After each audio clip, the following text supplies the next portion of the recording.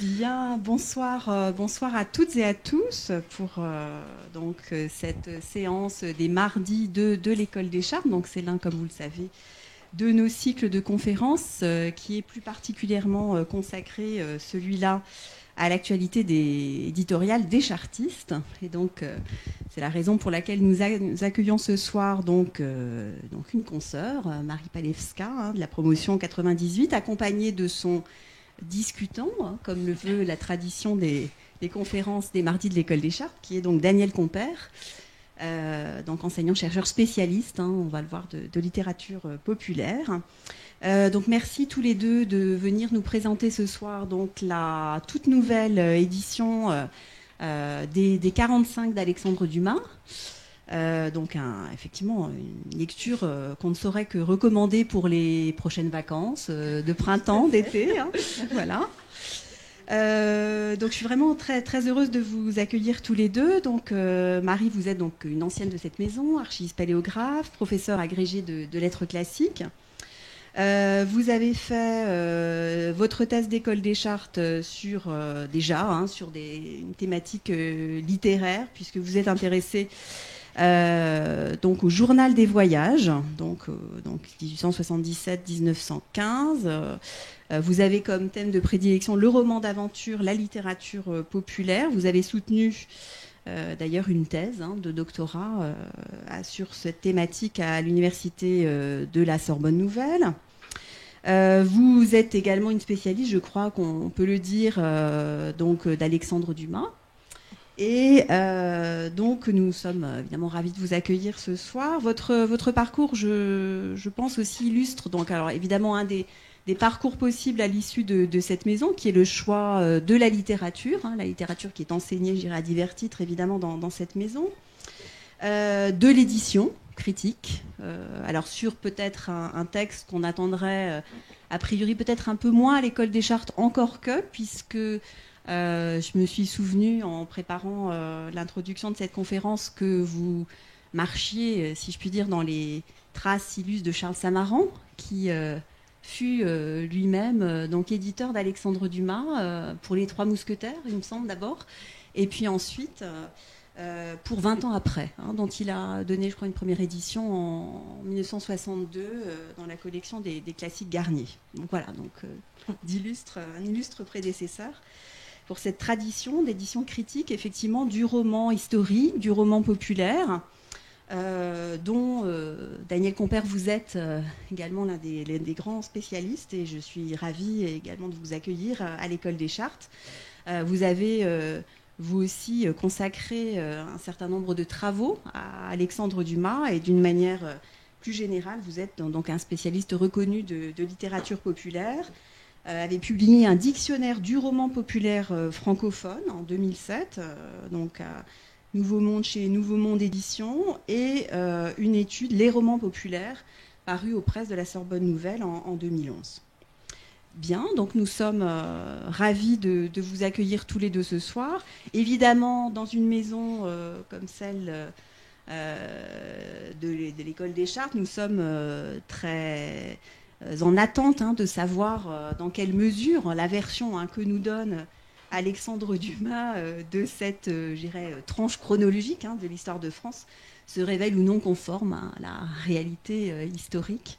Et donc c'est toute ce tissage finalement entre la fiction littéraire et la réalité historique que vous allez entre autres nous donner à voir, je crois, ce soir à travers vos échanges, à travers votre travail d'édition. Donc nous sommes encore une fois ravis de vous accueillir ce soir à l'École des Chartes et de vous entendre sur des sujets, il me semble, aussi passionnants. Et je suis persuadée que les questions seront nombreuses à l'issue de votre exposé commun. Donc le principe, je me permets de vous le rappeler, à peu près 1 heure d'exposé. Et ensuite, place aux questions et à la salle pour les échanges. Merci, un grand merci à tous les deux. Merci. Alors bonsoir à tous. Daniel Compère et moi-même, nous vous remercions pour votre présence ici et nous remercions beaucoup Madame la directrice pour son invitation. Et nous tenons à remercier aussi particulièrement Charlotte de Foras et son équipe pour toute l'organisation et la communication autour de cette conférence. Et puis je remercie aussi beaucoup Daniel qui a accepté de partager le micro avec moi ce soir. L'édition des 45 chez Folio Classique vient à la suite de celle de la Reine Margot et de la Dame de Montsoreau qui ont été réalisées par Jeannine Garrison. Vous êtes certainement nombreux ici à connaître les travaux de Jeannine Garrison. Elle était spécialiste de l'histoire du XVIe siècle et du protestantisme et elle nous a quittés il y a 1 an et je voudrais donc commencer par lui rendre hommage. J'en profite aussi pour remercier Jean-Yves Tadier qui m'a fait l'honneur de me confier la suite de ce travail d'édition et Blanche Cerchilini chez Gallimard qui m'a accompagnée dans sa réalisation. Ces 3 romans, La Reine Margot, La Dame de Montsoreau, les 45, sont liés. Ils forment un ensemble que l'on appelle souvent la trilogie des Valois ou la trilogie des guerres de religion, évidemment d'après le contexte de l'action dans lequel sont situés. Parmi ces 3 titres, le premier, La Reine Margot, reste évidemment le plus connu.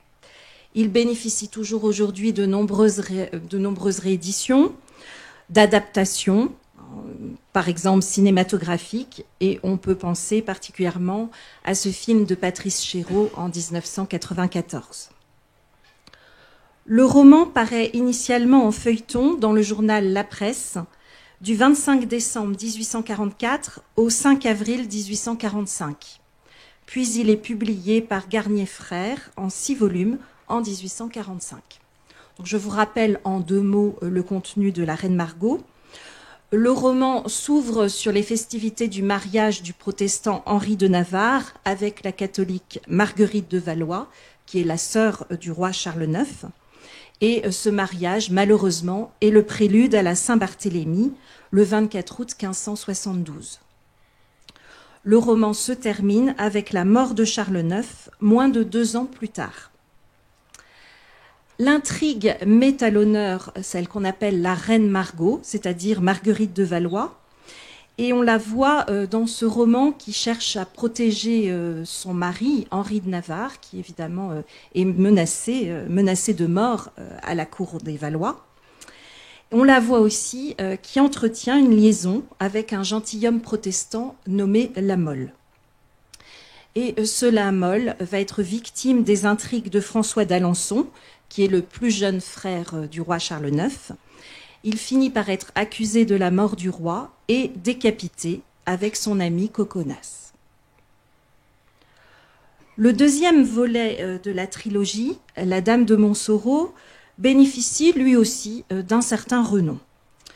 Il a connu des adaptations à la scène, à l'écran, comme cette série télévisée de 1971 que vous connaissez peut-être. Il paraît en feuilleton dans le journal Le Constitutionnel du 27 août 1845 au 12 février 1846. Et ensuite en 8 volumes, chez Pétion en 1846. L'action de ce roman est cette fois située en 1578, sous le règne d'Henri III. Et le roman est marqué, enfin l'intrigue du roman est marquée par les complots qui sont ourdis contre le roi par les Guises et par François d'Alençon, que l'on retrouve et qui est devenu duc d'Anjou. Ce titre donne encore la vedette à une femme, la Dame de Montsoreau, après la Reine Margot. Et ici, il s'agit de la jeune Diane de Méridor, qui se trouve contrainte d'épouser le comte de Montsoreau pour échapper aux poursuites amoureuses du duc d'Anjou. De son côté, elle aime un fidèle du duc, Bussy, le beau Bussy, qui lui aussi était pris d'elle. Il devient son amant, mais il sera tué sur ordre du duc après avoir été blessé par Montsoreau dans une embuscade. Les 45 viennent donc après ces 2 romans. Ils poursuivent l'histoire de la Dame de Montsoreau en faisant réapparaître Diane de Méridor en particulier. Le roman est publié d'abord en feuilleton, encore dans le Constitutionnel, du 13 mai au 20 octobre 1847. Puis il paraît en 10 volumes chez Cadeau en 1847-1848. Un peu plus gros que la Dame de Montsoreau, qui était elle-même un peu plus longue que la Reine Margot. Des 3 titres de cette trilogie, les 45 est aujourd'hui le moins connu. Et il n'a pas bénéficié d'adaptation théâtrale ou cinématographique, contrairement aux deux autres. Ce roman est régulièrement réédité, mais peu commenté finalement. Et il faut attendre le travail de Claude Chope dans la collection bouquins chez Robert Laffont en 1992 pour en avoir une édition critique. Et le roman n'était même pas disponible en poche avant ce folio classique. Claude Chope a choisi d'éditer le texte à partir de la première édition en volume, donc celle qui est parue chez Cadeau, en la confrontant aux 4 manuscrits qui sont conservés.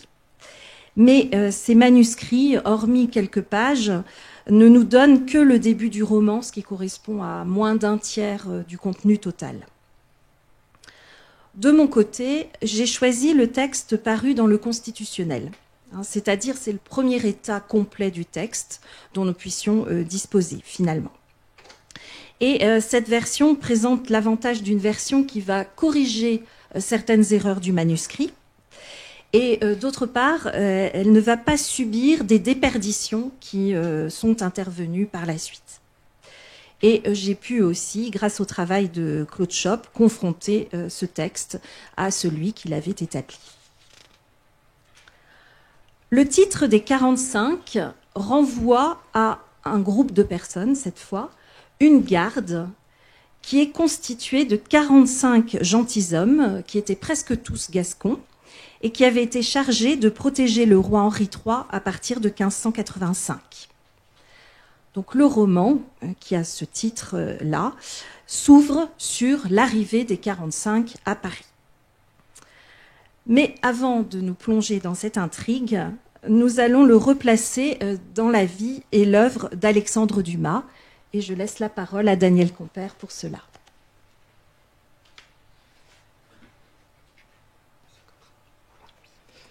Alors rassurez-vous, je ne vais pas vous raconter en détail la vie d'Alexandre Dumas parce que je pense qu'on déborderait largement sur le temps qui nous est accordé, mais rappeler simplement quelques étapes qui vont l'amener à écrire ces grands romans historiques qui restent aujourd'hui encore très célèbres.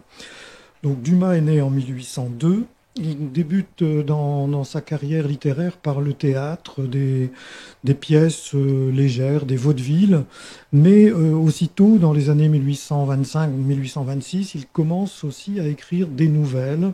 Et ce qui m'intéresse, c'est que déjà parmi un recueil qui va s'intituler Nouvelles contemporaines, qui paraît en 1826, il y en a 2 qui sont à sujet historique, qui se situent sous la Révolution et sous le Premier Empire.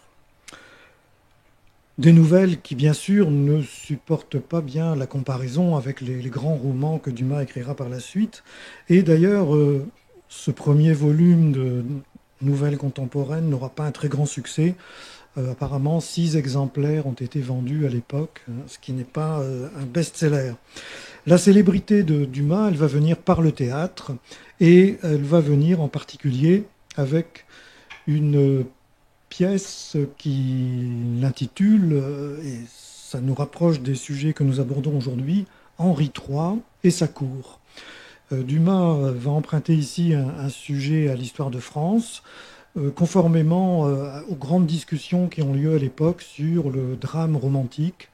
Faut-il s'inspirer de l'Antiquité comme la tragédie classique ou au contraire prendre des sujets dans l'histoire? Et on sait qu'avec Victor Hugo et d'autres auteurs, Dumas va choisir cette voie. Et c'est d'ailleurs celle qui va triompher, puisqu'en 1829, Henri III et sa cour est un premier succès, un premier drame romantique qui sera suivi un an après un autre drame romantique, mais cette fois de Victor Hugo, Hernani, qui lui va déclencher, comme on le sait, beaucoup de discussions. Après ce passage par le théâtre, Dumas revient vers des scènes historiques, et c'est à la demande, semble-t-il, de François Buloz, le directeur de la Revue des Deux Mondes, qu'il va composer ce qu'il appelle des scènes historiques, qui sont en fait de l'histoire déjà romancée. Et dans la revue des Deux Mondes, on voit apparaître déjà quelques-uns de ces récits, avec des rééditions d'ailleurs des nouvelles contemporaines qu'il avait éditées donc quelques années plus tôt. À partir de 1831, Dumas va devenir un collaborateur régulier de la revue des Deux Mondes. Et j'ai retrouvé aussi ce petit billet, je ne sais pas si vous arrivez à le déchiffrer, mais il invite un ami à aller retirer le numéro de la revue des Deux Mondes dans lequel est parue La Rose Rouge, donc une nouvelle qu'il vient de publier en juillet 1831. Dumas commence donc à se faire historien, ou plutôt romancier qui s'inspire de l'histoire, et ça va être finalement la voie qui va le rendre célèbre. Et toujours en 1831, il va poursuivre ainsi la publication d'une dizaine de ces récits, de ces scènes historiques. C'est le titre général qui leur est donné. Et elles vont d'ailleurs être publiées en volume sous le titre Isabelle de Bavière en 1835. Et on peut supposer que c'est cette édition en volume d'Isabelle de Bavière, donc histoire romancée, encore une fois, qui va peut-être attirer l'attention de Émile de Girardin, qui est patron de presse. Il a déjà lancé plusieurs publications, dont l'une qui s'appelle Le Voleur. Et en 1835-1836, Émile de Girardin prépare un coup, comme on dirait aujourd'hui, dans le monde de la presse. Il va s'appuyer sur le fait que désormais on peut imprimer beaucoup plus rapidement des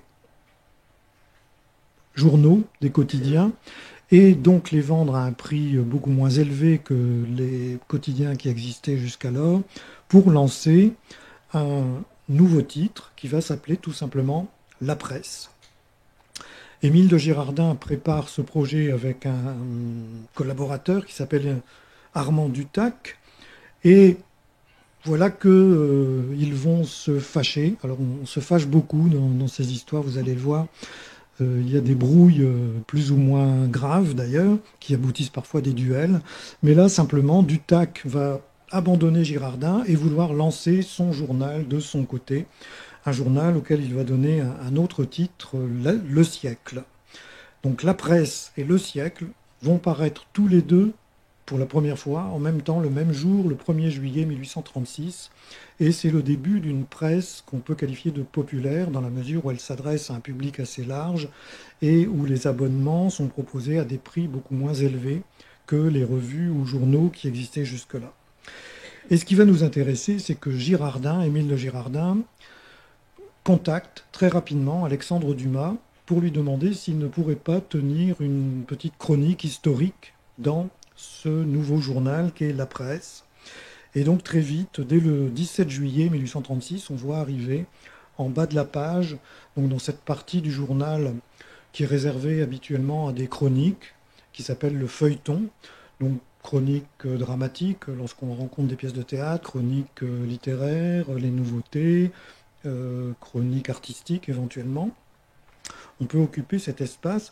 L'originalité de Girardin va être de se dire, mais ce bas de la première page, on va peut-être pouvoir y publier aussi des histoires qui vont intéresser nos lecteurs. Et c'est ainsi qu'Alexandre Dumas va créer le roman feuilleton, roman à suivre, en proposant à Émile de Girardin des séries d'épisodes qui se déroulent pendant la guerre de 100 ans et qui paraîtront d'ailleurs plus tard sous le titre La Comtesse de Salisbury. Toutefois, il faut préciser que par rapport à ce que va devenir le roman feuilleton quelques années plus tard, pour l'instant, nous sommes dans une première étape encore bien discrète, c'est-à-dire que ces histoires de Dumas vont paraître une fois par semaine, donc il faudra que le lecteur attende un certain nombre de jours pour lire la suite, et que ces histoires ne prennent pas une grande ampleur. Elles ont 2-3 épisodes au grand maximum. D'ailleurs, Dumas lui-même le dira quelques années plus tard dans une préface un roman en 1838. La presse s'est fondée et j'y ai inventé le roman feuilleton. Il est vrai que l'essai n'était pas très heureux. Girardin ne m'avait livré qu'un feuilleton hebdomadaire et j'avais débuté par la Comtesse de Salisbury, qui n'est pas une de mes meilleures choses. En feuilleton quotidien, l'histoire aurait pu avoir un intérêt, mais en feuilleton hebdomadaire, il ne fit aucun effet.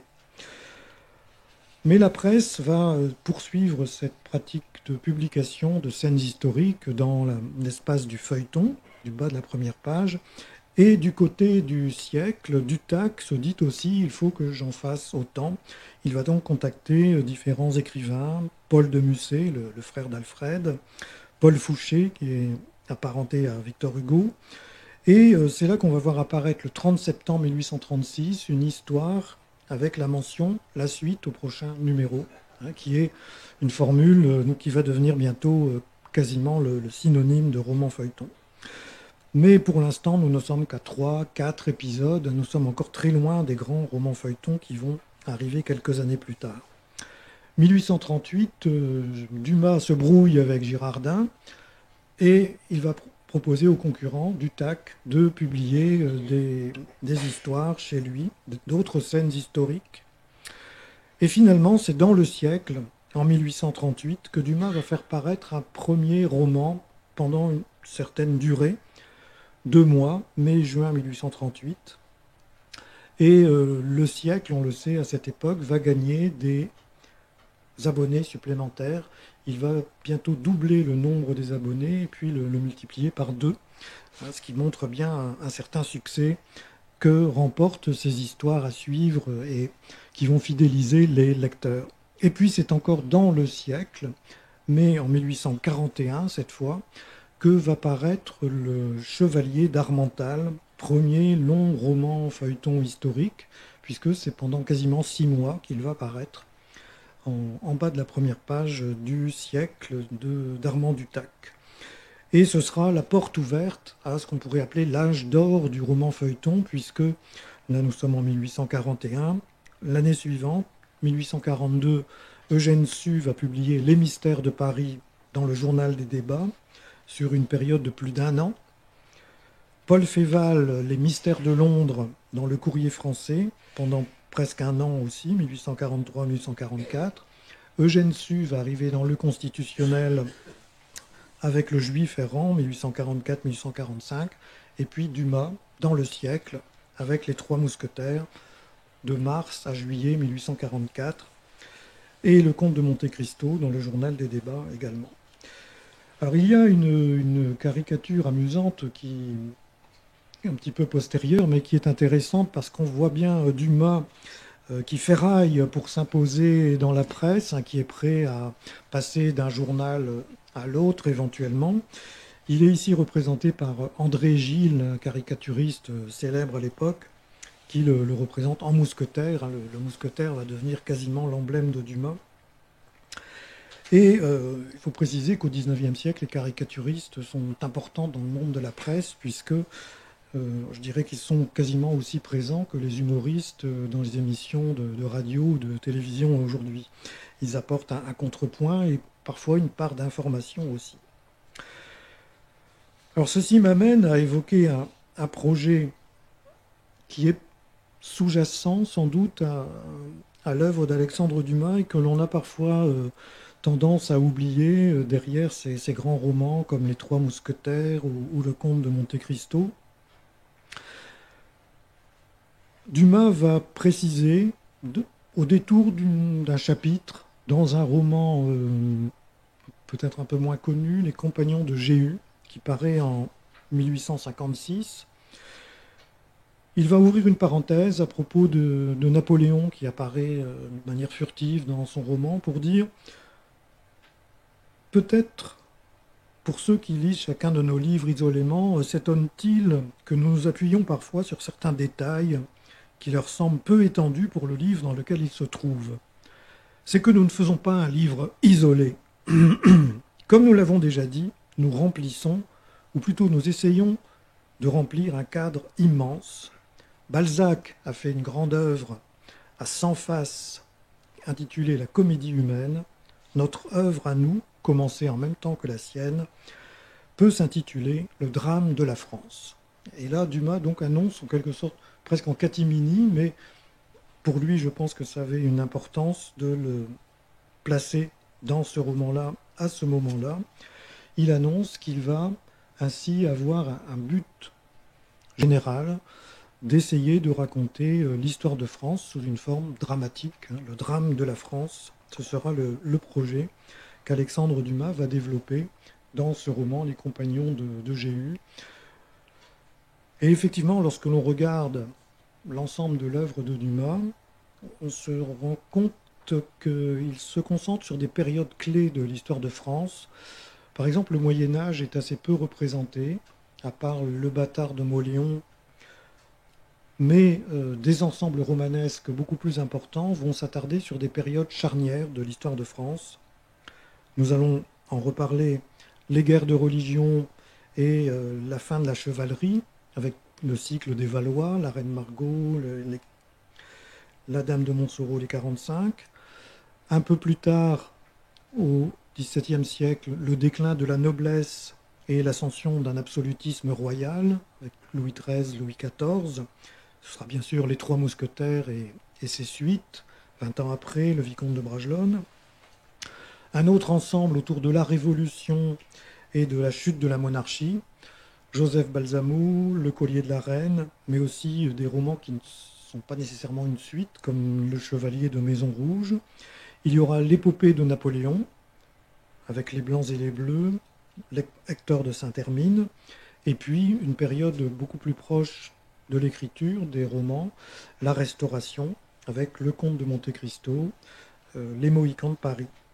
Et on voit bien que, et Claude Chope, le grand spécialiste de Dumas, le souligne bien, le but n'est pas uniquement de raconter des romans, de romancer des récits de l'histoire de France, mais aussi un moyen peut-être pour comprendre le XIXe siècle, cette période des années 1840-1860 que vit Dumas et qui est encore une période troublée. Essayer de donner un sens en se disant que ce trouble que l'on connaît en le vivant, eh bien, il correspond peut-être à d'autres époques et peut-être qu'en les observant, il est possible de mieux comprendre le moment où l'on vit. Et puis, ce qui me paraît intéressant aussi, et on va y revenir avec Marie, c'est que roman et histoire sont indissociablement liés. Tous deux sont associés dans les récits de Dumas. On s'est parfois moqué de lui en disant qu'il était un historien pas très sérieux, qu'il déformait même les événements. Alors c'est vrai qu'il ne respecte pas toujours absolument les faits tels qu'ils se sont passés, mais en essayant de représenter ainsi de manière vivante des personnages historiques, je crois qu'il a fait aimer l'histoire à des générations de lecteurs, et ne serait-ce que pour cela, il a droit à notre reconnaissance. Donc il faut en venir maintenant à ce travail que Dumas fait sur l'histoire de France, et plus particulièrement donc sur les 45, comme tu vas nous le montrer. Voilà, donc je vais m'arrêter sur la dimension historique des 45 et le travail de romancier historique de Dumas. Je laisse pour ma part de côté la question du rapport entre les romans de Dumas et l'actualité de son temps. Faut-il voir un lien entre son intérêt pour la fin des Valois et l'échec de la monarchie de Juillet dont il est contemporain, par exemple ? Est-ce qu'on peut voir un écho entre la figure d'Henri III, qui est le dernier Valois sur le trône, ou même celle d'Henri IV, qui est le premier roi Bourbon, et celle de Louis-Philippe à la veille de la Révolution de 1848 ? Bien, peut-être, hein, mais il me semble qu'une fois qu'on a dit cela, la recherche de parallèles à l'intérieur du roman n'est finalement pas très fructueuse.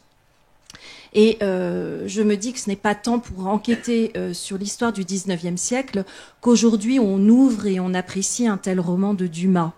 C'est plutôt pour ses talents de romancier historique et la manière tout à fait séduisante qu'il a de faire revivre l'histoire, l'époque qu'il a choisie pour cadre de ses fictions. Je vais donc évoquer ici la façon dont Dumas interprète l'histoire de l'époque à laquelle il situe les 45.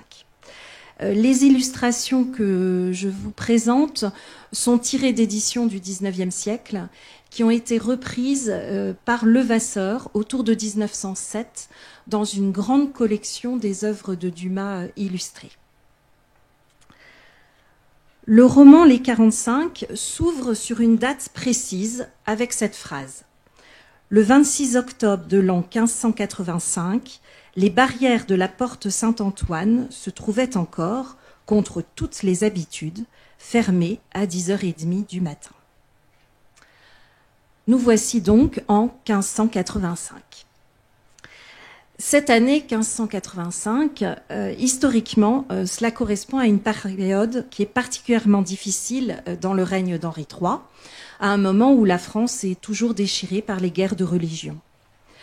Le roi, en effet, n'a pas d'héritier, et le 10 juin 1584 est mort son frère, François d'Alençon, qui était le dernier Valois susceptible d'hériter de la couronne. L'héritier présomptif est dès lors Henri de Navarre, un prince protestant. Et à ce moment-là, l'opposition catholique se déchaîne particulièrement, menée par les Guises à la tête de la Ligue. Donc la Ligue, c'est cette confédération catholique qui a été formée en 1576. Et justement, en 1585, voici qu'elle reprend une nouvelle vigueur et qu'elle réunit tous les mécontents, en fait, la noblesse, la bourgeoisie, tous ceux qui ont à se plaindre de la politique royale. À Paris en particulier, les choses bougent, les ligueurs s'agitent et ils constituent un comité insurrectionnel qu'on appelle les 16, du nom des 16 quartiers de la capitale à ce moment-là. Et on voit d'ailleurs dans les 45 certains représentants des 16 qui interviennent dans l'action. Les Guises s'unissent à ce comité insurrectionnel en même temps qu'ils nouent pour eux-mêmes une alliance avec le roi d'Espagne, Philippe II. Donc en 1585, on entre dans la période la plus difficile du règne d'Henri III. Et le roi est bien conscient d'être le dernier de sa lignée et de se trouver entouré de menaces jusqu'au cœur de sa capitale. C'est donc une date extrêmement bien choisie pour camper un récit historique dramatique. Et c'est aussi la date à laquelle fut instaurée la garde des 45, qui donne son titre au roman. Alors Dumas nous raconte une intrigue qui est ponctuée par 5 événements historiques importants. Je vais vous les présenter rapidement. D'abord, le roman s'ouvre sur l'exécution de Nicolas Salcède. Alors ce Salcède, il a cherché à attenter à la vie de François d'Alençon aux Pays-Bas. François d'Alençon essayait de s'imposer aux Pays-Bas. Il avait reçu le titre de duc de Brabant, qui lui avait été donné par les opposants à la domination du roi d'Espagne à ce moment-là. Et Salcède, pour cet attentat, est arrêté. Et il déclare alors qu'il a voulu agir pour le compte de l'Espagne. Et ensuite, il accuse les Guises et puis finalement, il se rétracte. Il fut condamné à mort et exécuté en place de Grève le 26 octobre 1582. Le second épisode historique exploité par Dumas, c'est un complot de la Ligue contre Henri III, qui a été monté à l'instigation de Madame de Montpensier, qui est la sœur du duc de Guise. Donc ce complot visait à s'emparer de la personne du roi et à le forcer, sous la contrainte, à déposer sa couronne. Et Nicolas Poulain, qui était lieutenant de la prévôté de l'Île-de-France à ce moment-là, a pu dénoncer le complot au roi parce qu'il était infiltré chez les ligueurs. Et il raconte cette affaire dans son procès-verbal sur l'histoire de la Ligue, en situant cet événement le 5 mai 1588. Le troisième épisode important dans le roman, c'est la prise de Cahors par Henri de Navarre. C'est le fait important de la 7e guerre de religion. Et cette prise intervient autour du 30 mai 1580. Le 4e épisode important correspond à ce qu'on a appelé la Furie française d'Anvers, qui est daté du 17 juin 1583. C'est dans le cadre de la poursuite des ambitions du duc d'Anjou aux Pays-Bas.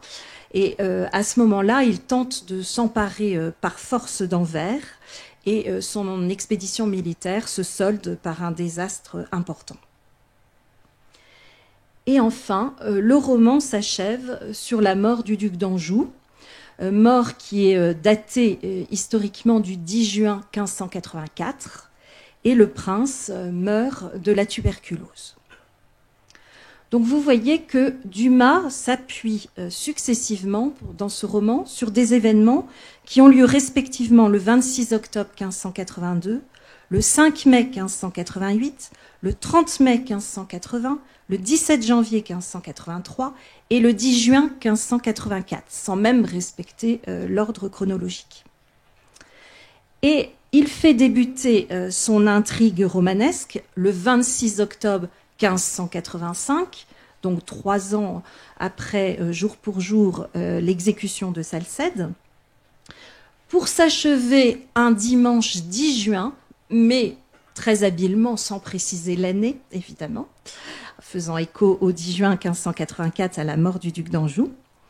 Et si on analyse toute la chronologie dans le détail de l'intrigue, eh bien on se rend compte que cette intrigue se déroule sur un mois. Donc c'est incohérent finalement. Mais le lecteur, pris chapitre après chapitre par quelques indications de temps, 1 semaine après, 2 mois avant, etc., n'est pas perturbé dans sa lecture finalement. La première phrase du roman donnait une impression de grande rigueur. Elle s'ouvre et elle se termine sur une indication de temps précise, le 26 octobre de l'an 1585, à 10h30 du matin. Mais on voit bien finalement que ni la chronologie historique, ni la chronologie fictive ne sont respectées par Dumas. Alors cela peut déconcerter. Comment expliquer ce phénomène ? Évidemment, utiliser ces divers événements historiques, là, ces 5 épisodes importants que je vous ai présentés, cela offre pour un auteur comme Dumas un grand intérêt romanesque, parce que ça lui permet d'exploiter des épisodes qui sont très dramatiques. Et ça rend l'intrigue beaucoup plus intéressante parce qu'il présente un enjeu important. En plus, le fait de les concentrer sur un mois, cela entraîne une densité, un foisonnement de l'action qui va emporter le lecteur. Cela lui permet aussi de varier les lieux de l'action, puisque le lecteur successivement va être promené dans Paris, ensuite il va partir dans le Midi auprès d'Henri de Navarre, il va aussi voyager dans les Flandres avec le duc d'Anjou, et finalement il va aussi séjourner quelque temps à Château-Thierry. Mais surtout, par-dessus tout cela, il me semble que Dumas fait le choix qui va servir le mieux son projet.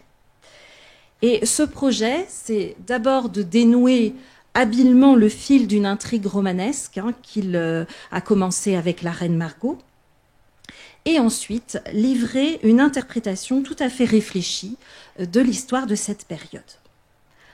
Alors voyons comment. D'abord, les 45 viennent sceller le destin du duc d'Anjou, François d'Alençon. Alors, François d'Alençon, c'est un personnage qui a une réputation extrêmement négative dans l'histoire, depuis les témoignages de ses contemporains jusqu'à aujourd'hui, finalement. Il a en vain cherché toute sa vie à se procurer une couronne, et il s'est montré un adversaire de l'autorité royale. Alexandre Dumas reprend cette image traditionnelle de traître qui colle à la peau de François d'Alençon, et il va noircir encore le trait en lui attribuant plusieurs forfaits. Ainsi, dans La Reine Margot, on voit François d'Alençon qui passe son temps à intriguer pour obtenir un trône, que ce soit celui de Navarre, ou même celui de Pologne. Il a aussi une responsabilité dans la mort de Charles IX, dans la mesure où il va se taire au moment où Charles IX regarde un livre empoisonné que François d'Alençon et sa mère destinaient à Henri de Navarre. Le livre tombe par malheur dans les mains de Charles IX. Pour tourner les pages, il faut mouiller son doigt. Et dans la fiction, le roi va en mourir, empoisonné. Dans La Dame de Montsoreau, François d'Alençon s'allie aux Guises contre Henri III. Et c'est lui qui donne l'ordre d'assassiner Bussy, qui n'avait été que blessé par le comte de Montsoreau, et qui est achevé alors qu'il s'était empalé sur des grilles. Eh bien, dans les 45, François d'Alençon reçoit le prix de sa conduite. Et Dumas choisit de le faire mourir non de maladie, conformément à l'histoire, mais frappé à mort par une de ses victimes.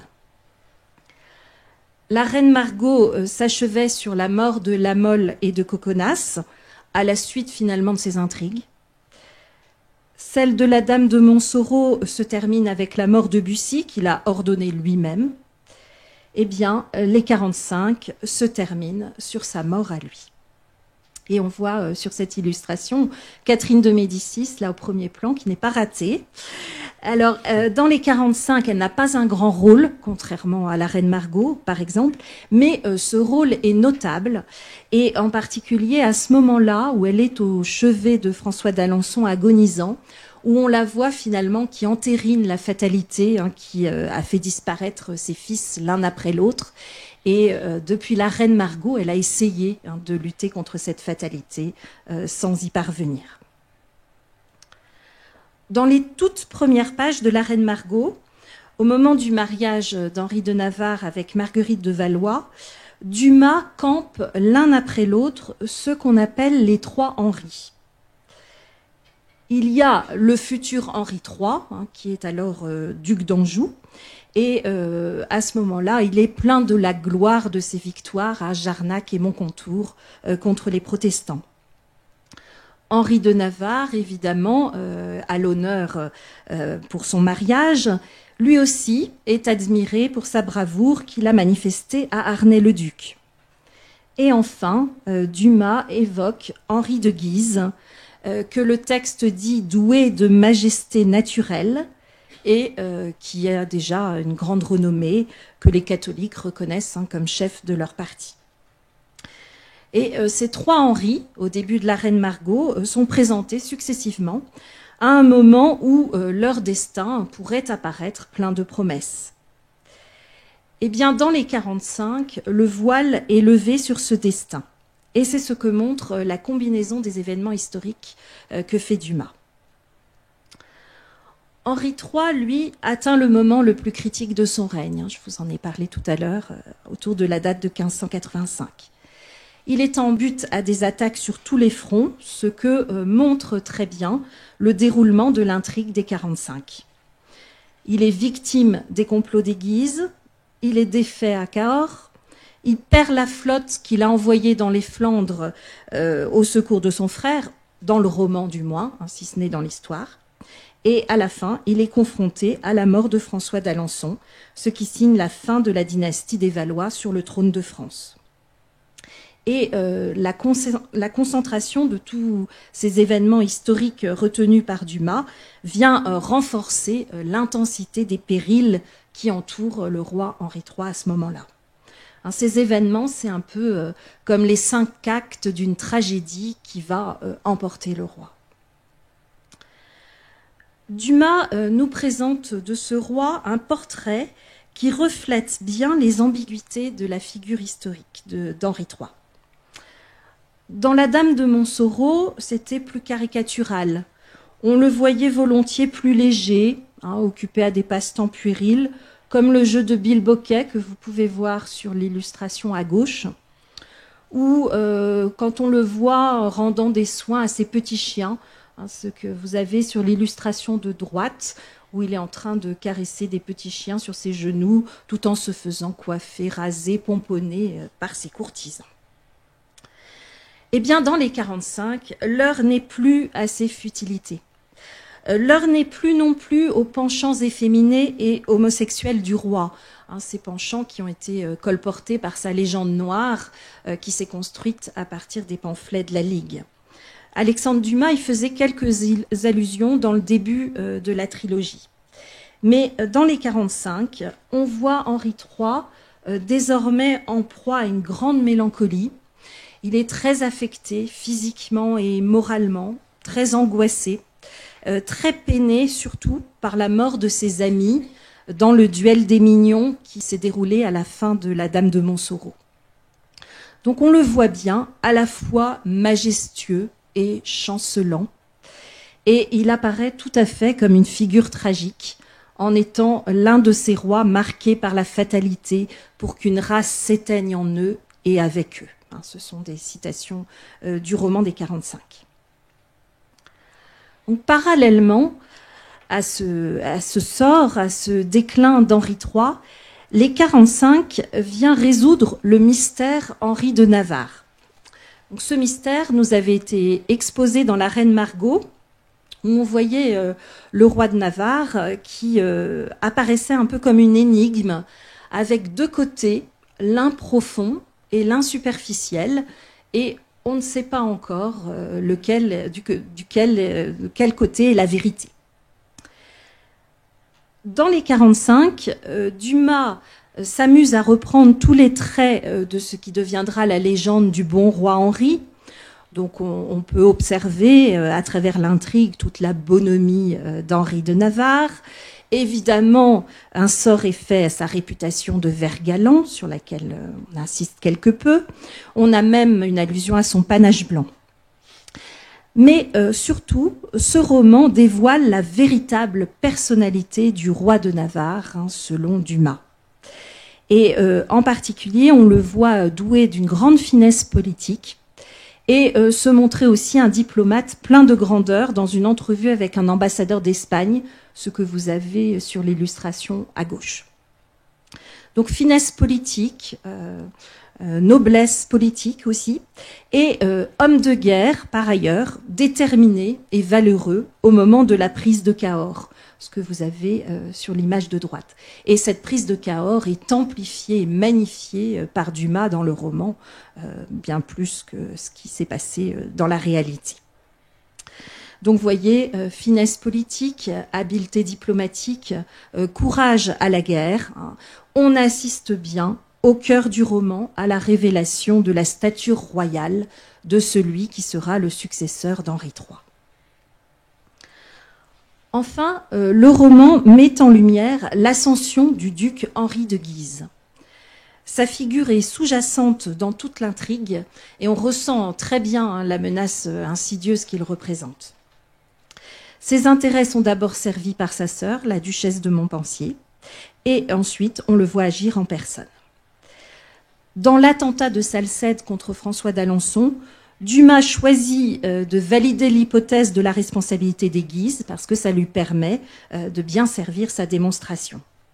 Donc au début du roman, on voit la duchesse de Montpensier déguisée en page, convaincre un personnage de la prendre comme page pour pouvoir rentrer dans Paris, aller jusqu'au condamné et l'empêcher de dénoncer le rôle des Guises. Ensuite, aidée de son frère, le duc de Mayenne, c'est elle qui va être l'âme du complot organisé contre le roi pour l'enlever à son retour de Vincennes. Plus tard, sans qu'il soit nommé d'abord, on reconnaît le duc de Guise en personne dans un monseigneur qui se présente aux Flamands et qui va leur souffler le plan de bataille, qui va leur assurer la victoire contre le duc d'Anjou à Anvers. Et le duc de Guise combat lui-même les Français avec une armure noire et le visage caché dans son casque, en traître absolu. Et puis, à la fin, là, à visage découvert, sous son nom, le front haut même, il se présente à Henri III au lit de mort de François d'Alençon. Et évidemment, cet épisode est très symbolique de l'affrontement qui va se décupler entre ces deux hommes à la suite de la mort du duc d'Anjou. Il y a un autre personnage historique important à qui Dumas donne un rôle très important, c'est le bouffon et conseiller du roi Chicot, qui est déjà apparu dans La Dame de Montsoreau. Alors, Chicot, c'est un personnage authentique qui était gascon, qui s'appelait Antoine Anglarez, et qui a été réellement bouffon d'Henri III en 1580. Et ensuite, il a servi Henri IV jusqu'à sa mort en 1592 au siège de Rouen. Dans La Dame de Montsoreau, comme on le voit ici sur cette illustration, Dumas lui donne souvent le rôle traditionnel du bouffon, c'est-à-dire le fou qui amuse la cour et puis qui persifle les grands aussi, qui dit des vérités sous le couvert de la plaisanterie. Mais on le voit quand même déjà déjouer des intrigues des ennemis d'Henri III dans ce roman. Dans les 45, il acquiert une envergure plus grande encore. Il est le conseiller le plus fidèle d'Henri III, il sera son espion et son ambassadeur, et il joue un rôle tout à fait déterminant. Alors, d'abord, c'est lui qui va assurer le lien entre divers épisodes importants du roman. Par exemple, il est témoin de l'arrivée à Paris des 45, au début du roman. C'est lui qui surprend le complot des Guises contre le roi. Il est ensuite ambassadeur auprès du roi de Navarre, donc on va le suivre dans le Midi. Et enfin, il est présent au lit de mort de François d'Alençon. Et dans ces épisodes, il joue souvent un rôle décisif, et en particulier, il sauve la vie du futur Henri IV à Cahors. Donc, sans Chicot, il n'y aurait peut-être pas eu Henri IV. Il est chargé d'un autre rôle essentiel chez Dumas. C'est lui qui va démêler toutes les intrigues. Il a de grandes qualités d'observation et d'analyse. Il mène des enquêtes, il fait des raisonnements, et en suivant tous ces raisonnements, eh bien, le lecteur va être éclairé sur les différentes intrigues du roman. Et enfin, Chicot est investi d'un rôle d'historiographe et d'historien, puisque c'est lui qui connaît la vérité sur la personnalité réelle d'Henri III et d'Henri de Navarre. Il est le seul à bien comprendre leur caractère et avoir la clé de ces tempéraments, et il peut ensuite renseigner le lecteur. C'est lui qui pénètre toujours les motivations des personnages, qui mesure l'enjeu historique des événements et les explique ensuite au lecteur. Donc Chicot, finalement, il est comme un double romanesque de l'auteur. Et il est investi de la mission de révéler le sens de l'histoire. Et c'est d'ailleurs lui qui a le mot de la fin du roman. Je ne vous le donnerai pas, je vous laisse découvrir par vous-même, mais c'est lui, voilà, qui jusqu'au bout résout tout. Et c'est bien ce qui rend ce personnage tout à fait exceptionnel, en même temps qu'il constitue une figure romanesque séduisante, en étant un bretteur, un enquêteur hors pair, et en multipliant les réparties spirituelles. Dans les 45, Dumas met donc en lumière un sens de l'histoire. Ce sens de l'histoire, c'est le déclin du soleil des Valois et la montée de l'étoile d'Henri de Navarre, pour reprendre des images des 45 et de la reine Margot. Et cette étoile d'Henri de Navarre l'emportera après le choc et la chute des deux autres Henri, Henri de Guise et Henri III, que la fin du roman annonce, finalement en les renvoyant dos à dos.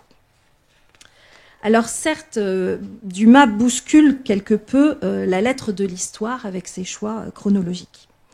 Mais s'il s'écarte souvent de l'exactitude des faits, c'est finalement au profit d'une interprétation qu'il veut présenter. C'est au profit d'une vérité psychologique de l'histoire, comme le dit l'historien Jules Mathorez. Et c'est cela qui me paraît tout à fait intéressant.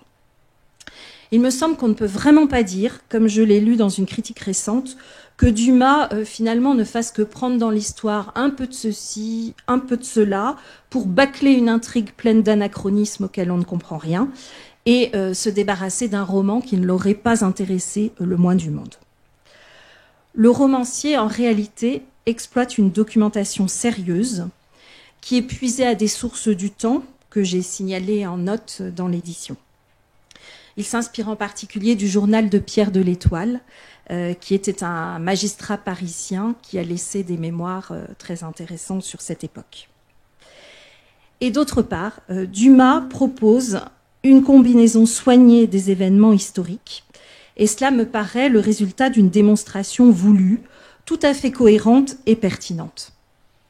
Et tout cela, malgré la charge de travail d'un auteur débordé, ce que va vous montrer à présent Daniel Compère.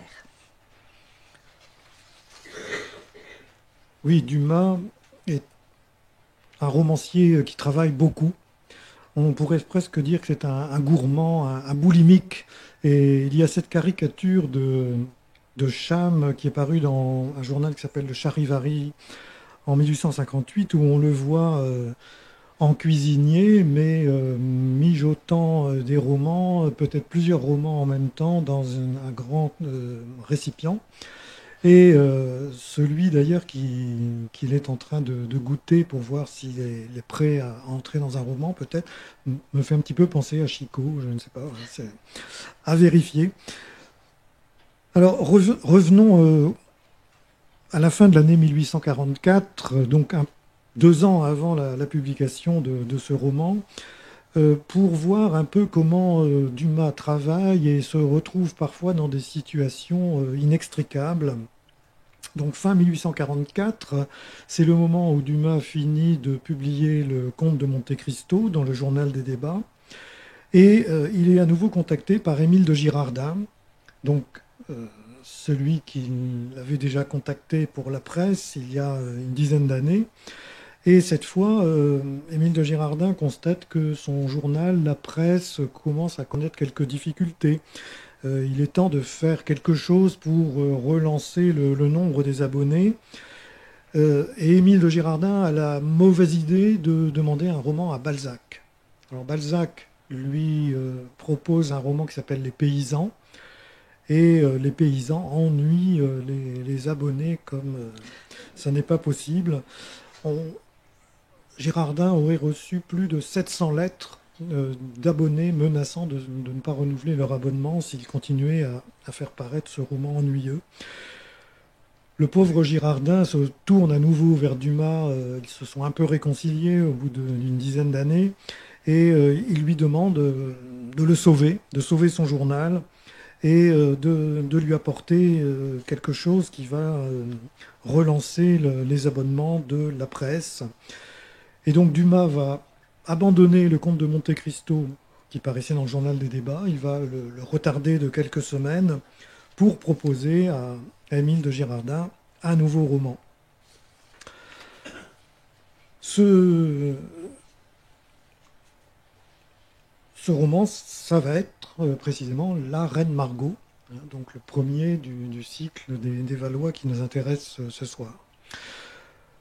Mais dans cette période, Dumas, donc, qui a à la fois terminé le Comte de Monte Cristo et a très vite rédigé La Reine Margot, va être perturbé par une critique très, très dure. C'est au début de l'année 1845 que paraît un pamphlet qui est signé Eugène de Mirecourt, et ce pamphlet est intitulé « Fabrique de romans, la maison Alexandre Dumas et compagnie ». Et là, ce pamphlet va être une accusation qui revient très régulièrement encore dans la presse aujourd'hui, c'est-à-dire Monsieur Alexandre Dumas n'écrit aucun des romans qu'il signe, ils sont tous écrits par quelqu'un d'autre. Et la démonstration que veut faire cet Eugène de Mirecourt, c'est donc de dire il faut arrêter cette imposture. Monsieur Dumas, en fait, n'est pas un véritable romancier. Il va ainsi mettre en avant un grand doute sur l'authenticité de Dumas comme auteur. Un livre donc, qui est publié, qui choque beaucoup Alexandre Dumas. Alors, j'y reviendrai dans quelques minutes pour vous montrer que ça n'est pas totalement faux, mais c'est quand même assez peu vrai. Dumas, en tout cas, est très troublé donc, par cette publication. Il va d'ailleurs faire un procès, traîner devant les tribunaux l'auteur de ce pamphlet. Mais donc ce que Girardin va proposer à Alexandre Dumas, c'est un contrat par lequel Alexandre Dumas s'engage à devenir un collaborateur régulier de la presse, dans le but donc de relancer le quotidien. Et en fin mars 1845, Dumas et Girardin vont signer un contrat dans lequel l'auteur s'engage à fournir au quotidien 9 volumes par an pendant 5 ans. Alors, volume, il ne faut pas s'y tromper, ça ne veut pas dire roman, c'est une unité de mesure qui, un peu comme la coudée autrefois, n'est pas une unité de mesure très très précise, mais qui correspond à peu près à 5600 lignes de journal et à peu près aussi à 12 à 15 chapitres de romans, bon, selon la longueur des chapitres, bien sûr. Donc, c'est une unité de volume, effectivement, qui correspond aussi à une unité de rétribution, c'est-à-dire que chaque volume est acheté autant par le responsable du journal. Et donc la presse accueille dès le 25 décembre 1844, alors, à l'époque les journaux paraissaient le jour de Noël, le premier épisode de La Reine Margot, qui va paraître jusqu'en avril 1845. Et puis un an plus tard, dans la presse, il y aura Joseph Balsamo, qui va paraître pendant une période assez longue. Mais intervient un second personnage qui est ici à droite, c'est Louis Véron. Louis Véron, un curieux personnage qui est médecin d'origine, qui a fait fortune avec une pâte miraculeuse et qui, ayant fait fortune, s'est tourné vers la presse. Il a lancé plusieurs revues, dont la célèbre Revue de Paris qu'il a fondée en 1829. Et puis en 1838, il a racheté le journal Le Constitutionnel et il en devient le propriétaire unique en 1844. Et donc lui aussi voudrait bien que le Constitutionnel trouve des abonnés. Il va d'abord se tourner vers Eugène Sue et publier Le Juif errant au cours de l'année 1844 et jusqu'en 1845, mais il se dit que Dumas pourrait être aussi un bon élément pour attirer les lecteurs vers le Constitutionnel. Et il va proposer à Dumas exactement le même contrat que celui que Girardin a fait signer. Et quasiment à quelques jours d'intervalle, fin mars 1845, Dumas s'engage aussi à fournir 9 volumes par an pendant 5 ans au Constitutionnel. La Dame de Montsoreau va être un des premiers ouvrages qui y paraît, mais il faudra que le Constitutionnel attende quand même le mois d'août 1845, donc quelques mois après la signature du contrat, et puis plus d'un an, comme nous le verrons, d'attente avant les 45, qui va n'arriver qu'en mai 1847. Donc pour s'y retrouver, j'ai fait un petit tableau que vous allez pouvoir regarder avec moi, parce que on voit bien ici à la fois la concentration dans cette période 1844-1847 d'un grand nombre de romans que Dumas doit fournir, d'une part à la presse, puisque là il a ce contrat qu'il a signé, d'autre part au Constitutionnel, puisqu'il y a ce second contrat qu'il a signé également, mais également d'autres ouvrages qu'il a promis à d'autres quotidiens. Et on voit par exemple que La guerre des femmes va paraître dans le journal La Patrie jusqu'au 1er juin 1845, et que aussitôt après, dans le journal des débats, commence le 20 juin 1845 la fin du conte de Monte Cristo que Dumas avait un petit peu abandonné fin 1844, donc quelques mois d'attente là pour les lecteurs du journal des débats. On voit aussi que La Reine Margot se termine dans la presse le 5 avril 1845 et que Le Chevalier de Maison Rouge, quelques jours après, commence dans La Démocratie Pacifique le 21 mai 1845. Et puis on voit aussi des interruptions. Joseph Balsamo, sous le titre Les Mémoires d'un médecin, dans la presse, va commencer à paraître quelques jours en 1846, du 31 mai au 6 juin, et puis une interruption de plus d'un an pour avoir la suite. Il faudra attendre le 3 septembre 1847 pour que les lecteurs, appâtés par quelques pages qu'ils ont pu lire en début juin 1846, trouvent la suite de Joseph Balsamo. On voit aussi, par exemple, que les 45 qui vont se terminer dans le constitutionnel le 20 octobre 1847, c'est le jour où commence dans le siècle le vicomte de Bragelonne, donc troisième volume des Mousquetaires, 20 octobre 1847.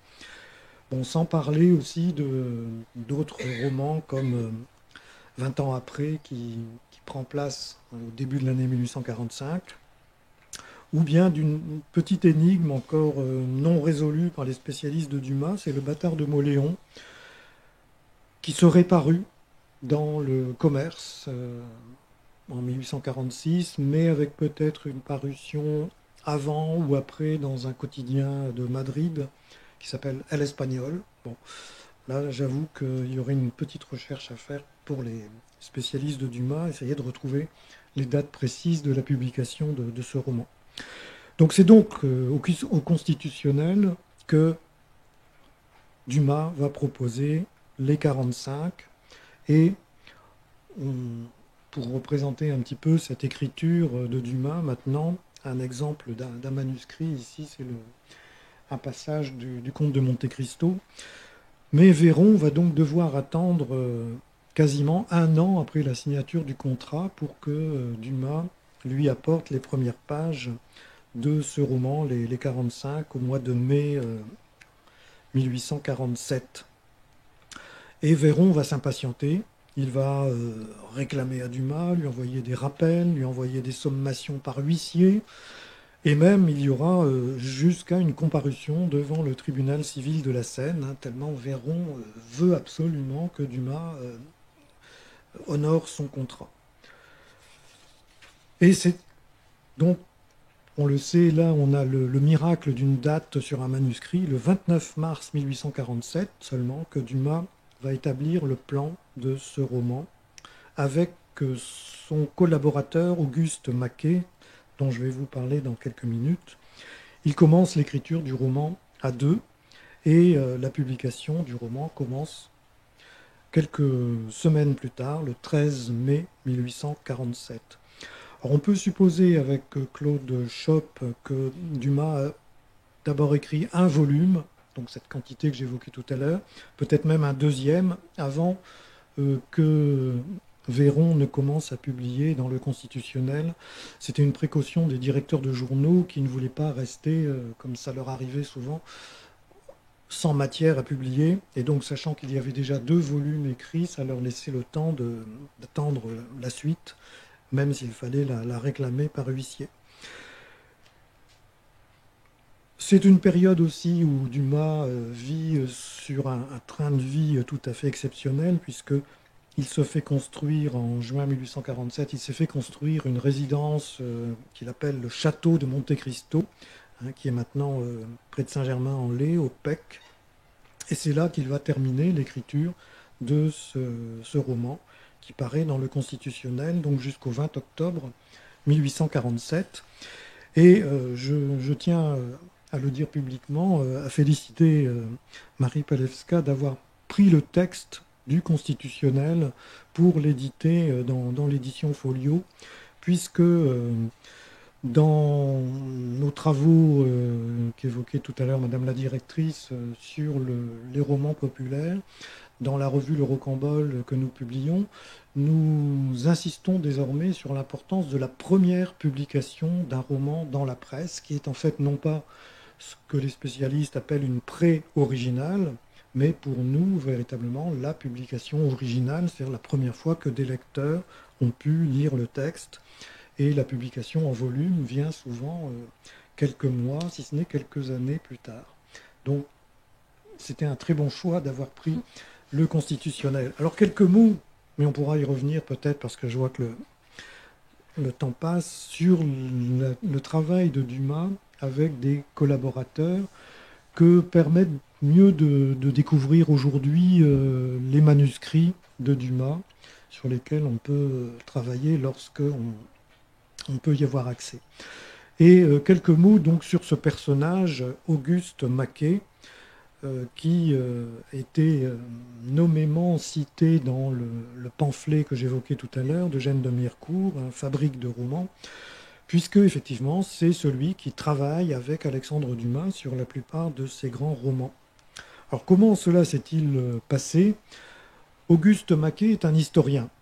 Il a composé un drame, une pièce de théâtre, intitulée Un soir de carnaval, et il l'a porté à Gérard de Nerval en 1838. Gérard de Nerval connaît bien Alexandre Dumas, ce sont des amis, et il a orienté Maquet vers Alexandre Dumas, pensant que le sujet était davantage du côté de l'intérêt de l'auteur des Trois Mousquetaires.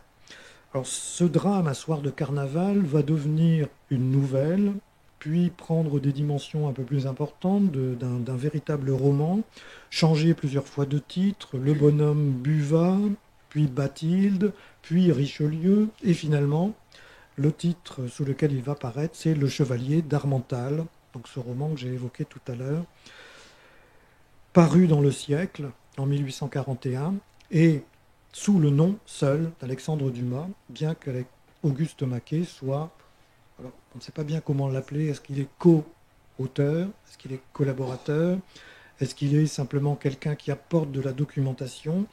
C'est toute la question de la discussion qui revient très régulièrement dans la presse. Ce que l'on sait, c'est que Maquet est un historien qui a envie de devenir romancier, qui va d'ailleurs devenir romancier. Il va publier des romans plus tard, quand il se sera brouillé avec Dumas. Mais avant de se brouiller, ils vont faire ensemble quasiment les plus grandes œuvres d'Alexandre Dumas. Si on cite par exemple La Reine Margot, La Dame de Montsoreau, Les Trois Mousquetaires, 20 ans après, Le Vicomte de Bragelonne, Les 45, Joseph Balsamo, Ange Pitou, La Guerre des femmes, Le Chevalier de Maison Rouge, Le Comte de Monte Cristo, ils font ensemble ces romans qui restent peut-être les plus célèbres d'Alexandre Dumas aujourd'hui. On sait un peu comment les deux hommes travaillaient ensemble. Souvent, Dumas partait d'une idée, mais Maquet pouvait aussi apporter une idée. C'est lui, par exemple, qui a découvert les mémoires du chevalier d'Artagnan. Alors, personnage historique, mais qui n'est pas l'auteur de ces mémoires. Bon, là, on ne va pas entrer dans les détails. Et c'est lui qui a dit, il y a peut-être l'idée d'un roman là-dedans. Dumas l'a lu aussi, et il s'est dit, mais oui, là, il y a un personnage que l'on va utiliser, et on va en faire peut-être plus qu'un roman, peut-être deux. Dumas propose souvent une trame très générale, qu'il met au point avec Auguste Maquet.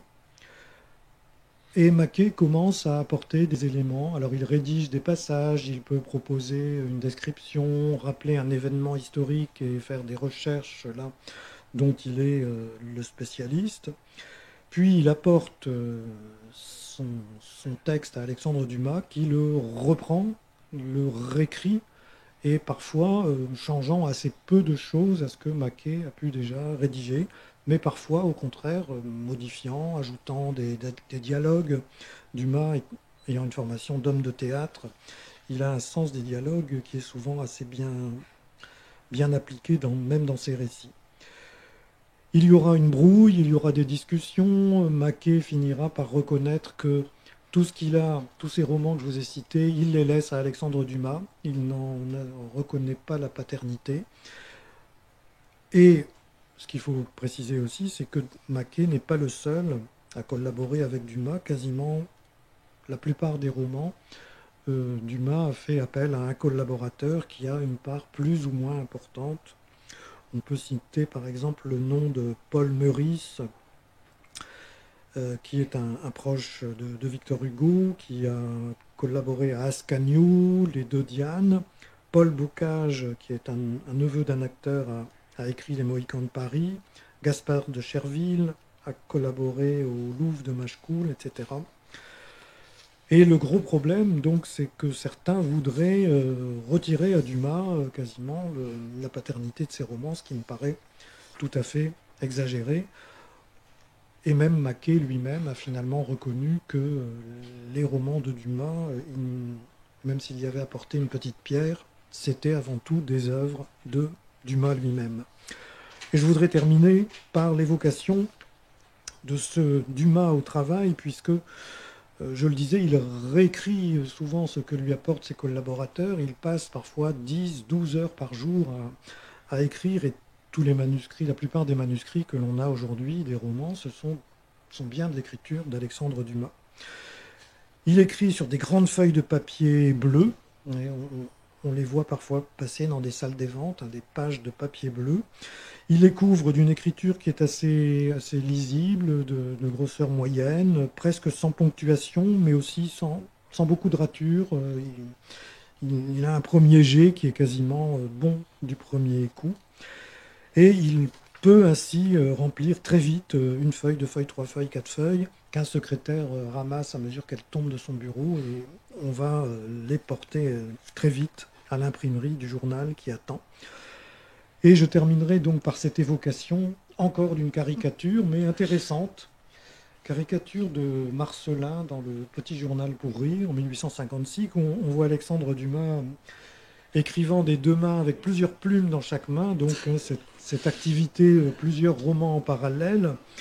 Et même si elle est un peu exagérée, cette caricature correspond bien à ce Dumas boulimique que j'évoquais tout à l'heure, à la fois un boulimique de travail, mais aussi un boulimique de l'écriture, capable de donner plusieurs romans en parallèle à plusieurs journaux.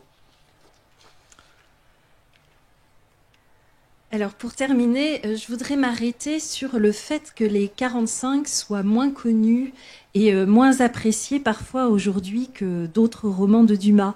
Et poser la question, voilà, voir pourquoi, comment on peut expliquer ça. Alors, parfois, on reproche à ce roman un caractère inachevé. Et ça vient d'un procédé que Dumas utilise, qui est un procédé fréquent chez les auteurs populaires, qui consiste à insérer dans un roman des éléments qui ne sont pas totalement exploités, mais qui pourraient l'être dans un volume suivant. Et en particulier, dans les 45, Dumas introduit le moine Jacques Clément, qui est le futur assassin d'Henri III. Alors, donc on le voit ici, il est tout jeune, exalté et aussi séduit par Madame de Montpensier, ce qui laisse à penser pour la suite.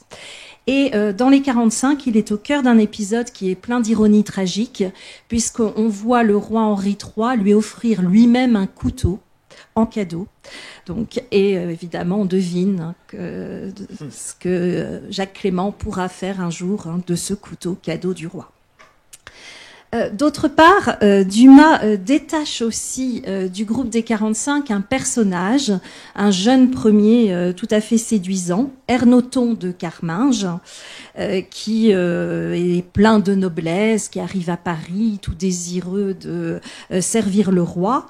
Et cet Ernoton de Carminges va se retrouver dans une situation qui n'est pas résolue à la fin des 45. Il est dans une posture de rivalité avec un autre membre de la garde, le sombre Sainte-Maline, ce que vous avez ici sur l'illustration. Et il est aussi amoureux de Madame de Montpensier, donc qui est la farouche ennemie d'Henri III, qu'il sert lui-même. Donc évidemment, ce sera peut-être propice à un dilemme à venir. Mais on n'en saura pas plus. Dumas ne raconte pas non plus les grands événements historiques qui ont justement fait intervenir les 45. Et notamment, il ne raconte pas l'assassinat du duc de Guise, qui eut lieu au château de Blois le 23 décembre 1588. Et cet assassinat a été exécuté par un certain nombre des 45. Il ne raconte pas non plus l'assassinat d'Henri III, donc poignardé par Jacques Clément, qui eut lieu le 1er août 1589. À ce moment-là, les 45 arrivent trop tard, ils ne peuvent plus rien faire pour le roi, mais ils vont massacrer Jacques Clément sur le champ. Et évidemment, ces événements auraient été tout à fait bienvenus dans un roman qui s'appelle Les 45. Mais on peut remarquer qu'il n'était pas prévu dans le plan initial du roman fixé par Dumas et Maquet. Est-ce que Dumas avait prévu une suite à ce roman ? En 1845, donc bien avant, il avait proposé au journal La Presse, pour venir après les 45, un Jacques Ravaillac. Bon, il n'a pas écrit ce titre, mais de toute façon, Jacques Ravaillac suggère quand même une reprise de l'action plus tard, hein, sous Henri IV, sans doute avec un saut dans le temps assez important. Claude Chope a signalé un accord qui aurait été conclu par Dumas avec son éditeur Cadeau en 1853 pour une suite intitulée Le Château de Blois. Alors là, on aurait pu avoir le fameux récit de l'assassinat du duc de Guise. Mais c'est un projet tardif quand même par rapport à l'écriture des autres volumes de la trilogie. Et Dumas, de toute façon, n'a jamais écrit cette suite. Alors après les 45, il est entraîné dans toutes sortes d'autres projets, comme Daniel Compère vous l'a montré. Mais on peut se demander finalement s'il a vraiment tenu à ajouter un volume à cette trilogie des Valois. Puisqu'il me semble que dans ce roman, sa démonstration historique peut apparaître complète. Le destin de toutes les grandes figures historiques que l'on suit depuis la reine Margot se trouve scellé dans les 45. Et le lecteur est bien éclairé sur l'interprétation du drame de l'histoire et il est en mesure de le poursuivre lui-même. Alors quand même, un certain nombre d'auteurs ont voulu proposer une suite au 45. Ces suites, c'est aussi une pratique fréquente hein, dans la littérature populaire. Et évidemment, l'écriture de ces suites atteste du succès d'une œuvre. Les romans de Dumas en particulier en font naître un certain nombre.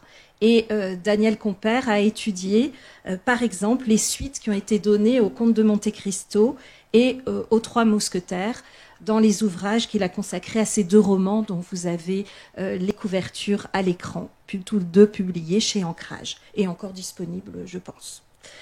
Et parmi ces deux titres, hein, vous voyez que le titre du deuxième ouvrage, D'Artagnan et compagnie, Les Trois Mousquetaires, un roman à suivre, souligne bien hein, ce phénomène des suites. En ce qui concerne les 45, j'ai relevé 6 suites. Il y a d'abord en 1854 La Belle Gabrielle d'Auguste Maquet lui-même. Daniel Compère vous a expliqué que lui aussi a voulu devenir romancier. Et Maquet veut combler les cadres qui ont été laissés vides dans sa collaboration avec Dumas. Mais évidemment, avec ce titre, on voit bien qu'il évoque la favorite d'Henri IV, Gabrielle d'Estrées.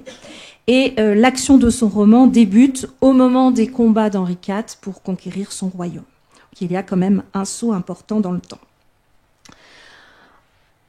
On a en 1882 Le Fils de Chicot du marquis de Belleval. En 1885, Les Amours de Chicot d'Édouard Cadol. En 1887, Un Chicot de Le Hounec. Paul Mahalin aussi écrit un cycle de 4 romans.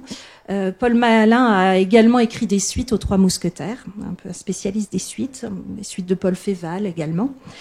Alors les 4 romans qu'il propose, là, après les 45, s'intitulent Le Roi de la Ligue, Les Barricades, Le Dernier Valois et La Fin de Chicot. Donc on suit bien la chronologie. Et ils sont publiés entre 1893 et 1898. Et enfin, Charles Le Vert signe La Fille de Chicot, publié en 1937. Alors, ce qui frappe hein, à première vue avec ces titres, c'est la récurrence évidemment du nom de Chicot. Hein, c'est ce personnage de Chicot qui est le héros de tous ces romans, et cela confirme bien la richesse de la figure que Dumas a créée. Donc on va lui inventer une histoire d'amour dans Les Amours de Chicot, on lui invente une postérité dans La Fille de Chicot, on lui donne un jeune protégé dans Le Fils de Chicot, on le suit parfois jusqu'à la mort dans Les Amours ou La Fille de Chicot. Parmi tous ces titres, il y en a un, c'est Chicot de Le Hounec, qui va prendre la suite immédiate des 45. Il commence d'ailleurs par un résumé de ce roman. Et on va suivre l'action à partir du cortège funèbre du duc d'Anjou, qui de Château-Thierry regagne Paris. Et le roman s'achève sur la mort d'Henri III. Mais ce roman, finalement, s'applique surtout à raconter la suite de l'histoire des personnages fictifs imaginés par Dumas, et en particulier Ernoton de Carminges. Voilà. Et finalement, ce roman n'a pas été republié hein, depuis sa publication, et il apparaît un peu fade sans toute la pertinence de l'interprétation historique de Dumas, ni même son brio pour passionner et entraîner le lecteur. Car c'est certain, Dumas possède un véritable talent pour allier de façon très heureuse l'histoire et le romanesque. Donc ici, nous nous sommes intéressés surtout à la dimension historique des 45, mais il ne faut pas oublier que leur lecture procure aussi le plaisir de plonger dans un roman d'aventure palpitant, avec des héros séduisants ou intéressants, des intrigues prenantes, le sel d'épisodes et de personnages comiques, comme ici le moine rabelaisien Gorenflot que l'on voit s'empiffrer. Le roman est aussi riche d'un certain nombre de péripéties dramatiques tout à fait captivantes. Alors, c'est vrai, avec Dumas, le roman monte à la hauteur de l'histoire. Mais il garde bien tout l'attrait du roman. Mieux vaut l'histoire écrite par les romanciers que l'histoire écrite par les historiens. D'abord parce qu'elle est plus vraie, et ensuite parce qu'elle est plus amusante. Alors cette phrase, elle est de Dumas lui-même. Alors cette déclaration est un peu provocatrice entre ses murs, mais bien révélatrice de l'ambition du romancier. Et puis j'espère qu'elle vous donnera envie de replonger dans l'œuvre de Dumas et de découvrir ou de redécouvrir les 45. Je vous remercie.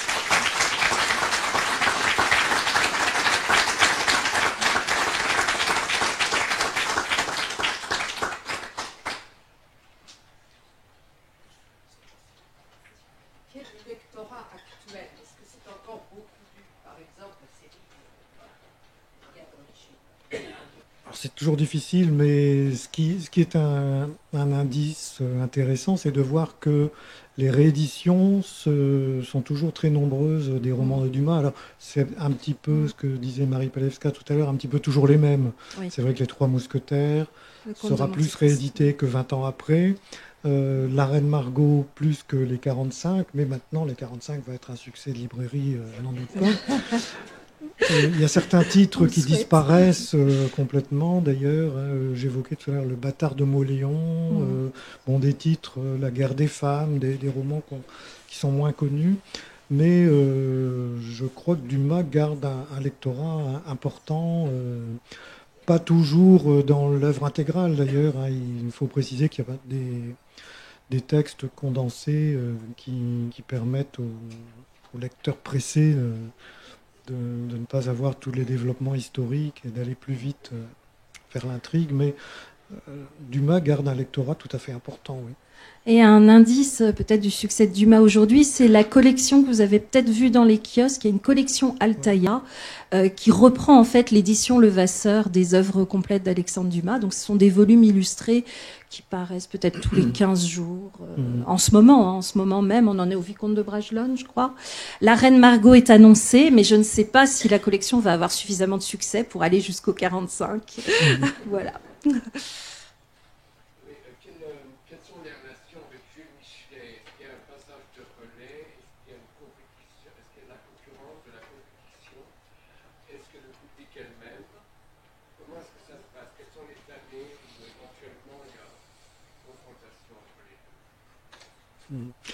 Là, j'avoue que je pense pas qu'il y ait eu une relation directe entre Dumas et Michelet. Ils se sont... Voilà, oui. Avec Michelet, oui, il y avait une conception de l'histoire qui aurait pu rejoindre un peu celle de Dumas, mais je ne sais pas si l'un a écrit sur l'autre ou a déclaré quelque chose sur l'autre, là. Dans la correspondance de Dumas, dans sa biographie, le nom de Michelet n'apparaît pas, en tout cas. Oui, c'est vrai que ça pose une question. Pourquoi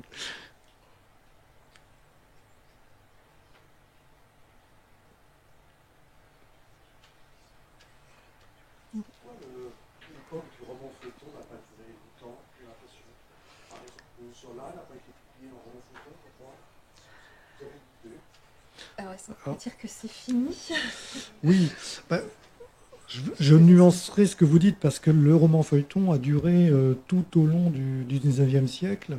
Et la plupart des auteurs du 19e siècle ont publié dans la presse sous forme de romans feuilletons. Justement, Zola a d'abord publié ses romans dans des journaux. Bon, à part quelques exceptions, les romanciers ont vu que c'était un moyen pour toucher un large public et beaucoup ont suivi les traces de Dumas et d'Eugène Sue. Alors, le roman feuilleton a duré, je dirais, sous la forme qu'il a pris dans les années 1840, c'est-à-dire le bas de la page. Ensuite, on a vu la deuxième page du journal qui était soit la suite de la première page, soit un deuxième roman qui paraissait en feuilleton. Et puis, pour certains journaux qui avaient un nombre de pages suffisant, la troisième page ou la quatrième page pouvait aussi accueillir parfois un troisième roman. Et cela a duré, je dirais, au moins jusqu'à la Première Guerre mondiale. Ensuite, effectivement, il y a eu une diminution du roman feuilleton qui s'explique par différentes raisons. Je pense qu'il y a eu des nouveaux médias qui sont apparus. La radio dans les années 30 et 40, le cinéma, avec aussi des films à suivre, avec des épisodes qui étaient projetés chaque semaine, la télévision. Et aujourd'hui, je dirais que la télévision a pris le relais finalement du roman feuilleton. On a maintenant des séries qui répondent un peu, je pense, aux mêmes besoins des lecteurs, peut-être pas exactement de la même façon. Parce qu'il y avait un souci des lecteurs du 19e siècle aussi d'apprendre, de s'éduquer, et en particulier à travers Dumas, d'apprendre l'histoire de France. Aujourd'hui, les séries me semblent avoir beaucoup plus une fonction de distraction, essentiellement, beaucoup moins d'éducation. Il y a une dimension dont vous n'avez pas parlé qui, au XXIe siècle, est vraiment très importante dans la société qui s'affinit, c'est le côté métis, l'origine africaine. On l'a travaillé dans la... C'est quand même très singulier Oui. que quelqu'un comme ça, bon, même s'il est fils de général évidemment, mais il est quand même petit-fils d'une esclave, ait pu représenter celui qui l'histoire de France, en particulier les aristocrates, les rois, les dynasties, etc. Oui.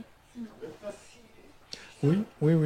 Comment se fait-il qu'il n'y avait pas tant que ça de descendants d'esclaves en France à cette époque-là? Comment se fait-il que ce soit une petite fille d'esclave africaine qui soit trouvée dans cette situation? C'est très très particulier. Oui, c'est le destin de Dumas est très, très spécial avec effectivement plus ou moins bien. Vous avez vu tout à l'heure la caricature de Cham qui accentue un côté. Oui, on peut la retrouver. Elle ne doit pas être très loin éventuellement. Le problème, c'est que je vais faire tout défiler. Parce que je sais pas. Et dans le pamphlet que je citais d'Eugène de Mirecourt, on rappelle bien que Dumas a une origine. Donc il sort de sa savane africaine et il est à peine dégrossi. Et on insiste bien dans ce pamphlet sur son origine noire qui vient effectivement d'une grand-mère africaine, ancienne esclave. Alors qu'il a eu une éducation soignée. Mais voilà, lui-même a eu. Il est né à Villers-Cotterêts, il a fait très vite embauché dans l'administration, il a eu des études. Voilà. Non, je crois qu'il y a peut-être chez lui, mais là on entrerait dans une dimension que je n'aime pas trop, c'est psychanalyser des auteurs du passé. Peut-être une revanche finalement sur son origine en se disant je vais raconter l'histoire de France, l'histoire de ce pays qui a accueilli mes parents et mes grands-parents. Mais là, bon. Est-ce que Michel Sévaco, qui a écrit la fameuse Les D'Artagnan, qui rappelle un petit peu cette série avec les 45 et tout, est-ce que ce serait inspiré un petit peu des écrits d'Alexandre Dumas? On peut dire. Il faut dire que oui, oui, ça me paraît certains évacos D'ailleurs, il me semble que le personnage de Pardaillan apparaît, en tout cas le nom de Pardaillan est cité, voilà, hein. Oui, Ouais. vive, oui, à l'époque Et de la puis- reine Margot et d'Henri III. Oui. Et puis on peut peut-être dire aussi que Dumas donne quand même ses lettres de noblesse au roman historique et qu'ensuite les auteurs Mhm. peuvent s'engouffrer dans ce domaine à leur tour.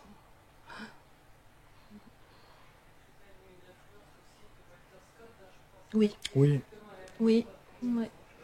oui, oui, oui, oui, dans les scènes historiques que Dumas écrit à ses débuts, il rend hommage à Walter Scott en disant que c'est lui le premier qui a romancé l'histoire et il cite également, ça me paraît important, Victor Hugo avec Notre-Dame de Paris qui vient de paraître là en 1831, qui est aussi un roman historique.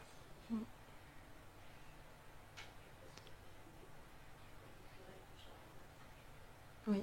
Mérimée aussi, oui. Oui, oui. Oui, un intérêt pour Oui, l'histoire oui, oui. à cette époque.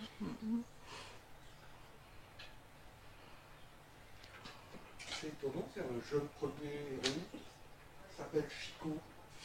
Oui, alors Chico, Chico. j'ai trouvé deux interprétations. Jules Matorez explique que ça veut dire railleur. Donc Chico, c'est celui qui se moque, en fait, qui passe son temps à railler les gens. Et puis, je crois que c'est Maurice Levert qui dit que ça viendrait du gascon chic, qui veut dire petit. Mais justement, il apparaît comme un personnage extrêmement longiligne, grand, voilà. Alors petit, peut-être au sens peu de choses, voilà. Mais c'est vrai que moi, ça m'a toujours intrigué. Ça explique peut-être la question que tu posais, pourquoi les 45 n'ont pas ce succès que connaissent d'autres romans de Dumas. C'est peut-être à cause de ce personnage qui est à la fois héroïque, il sait se battre, il sait déjouer des énigmes, il est effectivement plus ou moins le porte-parole du romancier dans le roman, mais c'est pas D'Artagnan, c'est pas Monte Cristo. Il On n'a pas cette n'a séduction. pas cette séduction là. peut-être du fait qu'il a été bouffon. Alors, je ne sais pas, est-ce que ça pourtant, explique ouais. Ceux qui m'ont dit adorer les 45, quand je leur en parlais, c'était tous à cause de Chico. Curieuse. Voilà. Parce que...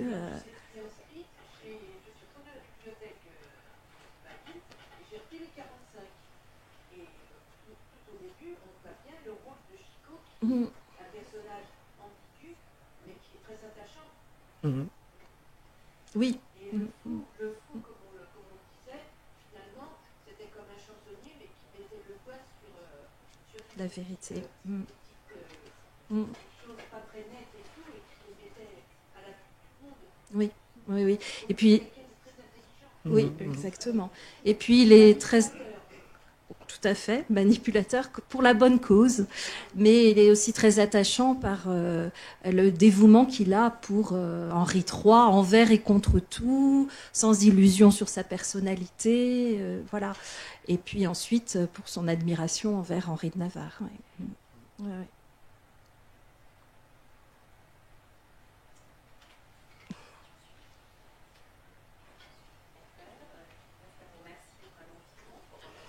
Merci à vous.